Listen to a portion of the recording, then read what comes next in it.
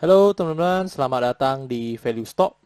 Hari ini saya akan membahas analisa fundamental SMGR kuartal ketiga tahun 2020. Oke, ini disclaimer-nya. Yang pertama, ini merupakan sharing analisa fundamental, bukan ajakan beli, jual, ataupun hold suatu saham, dan keputusan investasi ada di tangan teman-teman selaku investor. Yang ketiga, dari analisa fundamental ini bisa dijadikan referensi untuk analisa saham-saham yang teman-teman miliki. Oke, pertama-tama kita masuk ke bisnis model dari SMGR ini. Jadi untuk SMGR ini bergerak di bidang usaha industri semen dan sumber income-nya dari penjualan semen.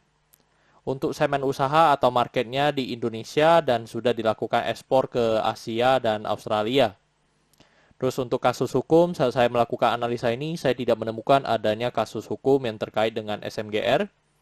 Untuk kepemilikan sahamnya dimiliki oleh negara kita sebesar 51,01% dan dimiliki oleh masyarakat sebesar 48,99%. Oke, teman-teman bisa dilihat ini adalah revenue dari SMGR dari 2014 sampai 2019. Dan di sini teman-teman bisa lihat ini cukup beragam ya untuk 2014 sampai 2019. Dan di 2020 kuartal 3 ini mengalami penurunan sebesar 8,9% dibanding dengan kuartal ketiga tahun 2019. Dan kita bisa asumsikan jika kinerja kuartal keempat memiliki kinerja sama dengan kuartal 3, maka sampai akhir tahun akan mengalami penurunan sebesar 15,4%.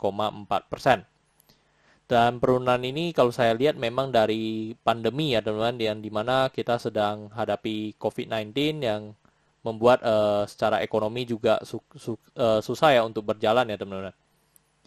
Terus dari segi net profit kita juga bisa lihat dari 2014 sampai 2020 ini konsisten ya teman-teman, dan ini juga mulai konsisten mengalami penurunan terus.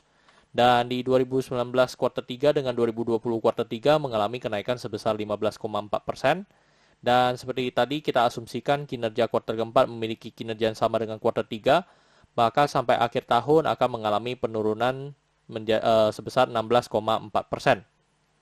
Terus dari segi aset cukup konsisten mengalami kenaikan, dan kenaikan 2019 dengan 2020 hanya 0,5%. Terus dari segi hutang mengalami penurunan sebesar 2,2%. Dan dari segi modal dari 2014 sampai 2020 cukup konsisten mengalami kenaikan, dan kenaikan 2019 dengan 2020 sebesar 4,1%. Oke teman-teman, ini adalah summary laporan keuangannya dari tahun 2014 sampai 2020. Dan di sini saya akan banyak membahas tentang rasio keuangannya. Yang pertama adalah NPM atau Net Profit Margin. Jadi untuk 2020 ini untuk net profit marginnya hanya sebesar 5,86%. Dan kalau kita bandingkan dengan tahun sebelumnya tidak selisih terlalu jauh ya teman-teman. Terus kalau kita bandingkan dengan 2018 sampai 2014 memang mulai semakin dari 2014 ke 2018 ini sudah mengalami penurunan terus ya dari segi net profit marginnya. Mungkin di tahun 2014 mungkin dari segi marginnya mereka masih besar, kompetitornya masih belum banyak, dan sekarang mungkin udah banyak kompetitor ya, jadi secara margin mereka sudah mengalami penurunan cukup lumayan. Terus dari segi EPS-nya di 337, dan kita bisa mendapatkan pernya di 37,22. Dan kalau kita bandingkan dengan rata-rata per dari sebelumnya, memang per 2020 ini adalah per yang paling tinggi ya teman-teman. Yang dimana memang hal ini disebabkan oleh dari segi harga sahamnya yang memang juga tinggi, dan yang kedua dari EPS-nya yang menurun ya teman-teman. Jadi itu yang menyebabkan pernya menjadi sangat tinggi. Terus dari book value-nya di 5951, dan kalau kita bandingkan dengan harga sekarang di 12.550, maka kita bisa mendapatkan PBV-nya di 2,11 kali. Which is ini kalau dibandingkan dengan tahun 2019, tahun ini lebih tinggi lagi ya teman-teman dari segi book value-nya. Terus kalau kita bandingkan lagi dari sebelum-sebelumnya, memang untuk SMGR ini rata-rata mungkin bisa dikatakan PBV-nya pun di atas 1,8 ya teman-teman. Terus dari segi DER-nya di 1,27 kali, which is ini kurang bagus ya, yang dimana DER-nya sudah di atas 1. Dan memang DER-nya di atas 1 itu mulai dari 2019 ke atas ya teman-teman. Mungkin ini mereka ada proyek baru yang dimana mereka perlu pendanaan, jadi mereka menggunakan hutang ya teman-teman. Kalau kita lihat dari 2018 sampai 2014, which is ini DER-nya masih sangat bagus ya, yang dimana DER-nya masih di bawah 1. Terus untuk ROE-nya di 5,67%. Dan kalau kita bandingkan dengan sebelum-sebelumnya, memang sekarang untuk SMGR ini secara ROE udah tidak mencapai 9% ya, atau 2 kali bunga deposito yang saya anut. Terus untuk ROA di 2,49%. Oke teman-teman, saat video ini dibuat, untuk harga SMGR ini di 12.550, dan dari analisa fundamental saya bisa mendapatkan nilai intrinsiknya sekitar 10.500. Jadi untuk SMGR ini masih memiliki margin of safety sebesar minus 16,3%. Oke teman-teman, sebelum kita ke kesimpulan, ini adalah request yang sudah masuk. Dan untuk minggu depan saya akan mengcover ini semua teman-teman, yang dimana saya punya target untuk mengcover semua saham LQ45. Dan di sini adalah request yang dari teman-teman sudah komen di bawah dan sudah saya simpulkan semua. Saya minta maaf teman-teman, mungkin saya tidak bisa mengcover semuanya. Jadi teman-teman, jika teman-teman ada kode saham yang memang khusus mau saya analisa langsung, mungkin bisa chat saya di Instagram saya. Mungkin saya akan feedback di Instagram lebih intens ya teman-teman.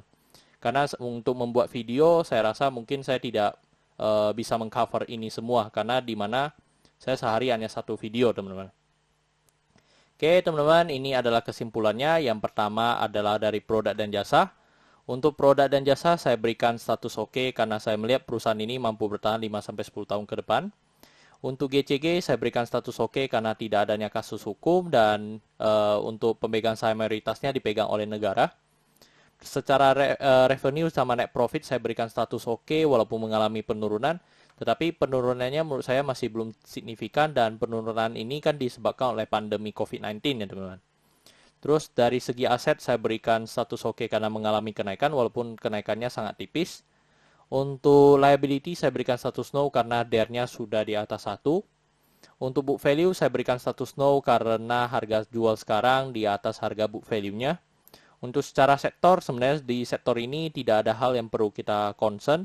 Jadi jika liability-nya no, maka secara sektor saya berikan status no. Untuk ROE saya berikan status no karena tidak 2 kali bunga deposito atau 9% yang saya anut. Untuk margin of safety saya berikan status no karena negatif. Untuk dividen saya berikan status oke karena selama 5 tahun terakhir untuk SMGR masih sangat royal membagikan dividennya kepada investor. Oke teman-teman, jadi kesimpulannya adalah 6 dibanding 11. Dan pertanyaannya adalah apakah saya akan membeli saham SMGR ini? Untuk sementara saya tidak akan membeli saham SMGR ini karena saya menilai untuk saham ini masih tergolong overvalue. Oke teman-teman, saya rasa cukup sekian untuk video kali ini. Jangan lupa untuk like dan subscribe. Jangan lupa juga untuk follow saya di Instagram saya di royken13. Oke teman-teman, see you in the next video. Bye-bye.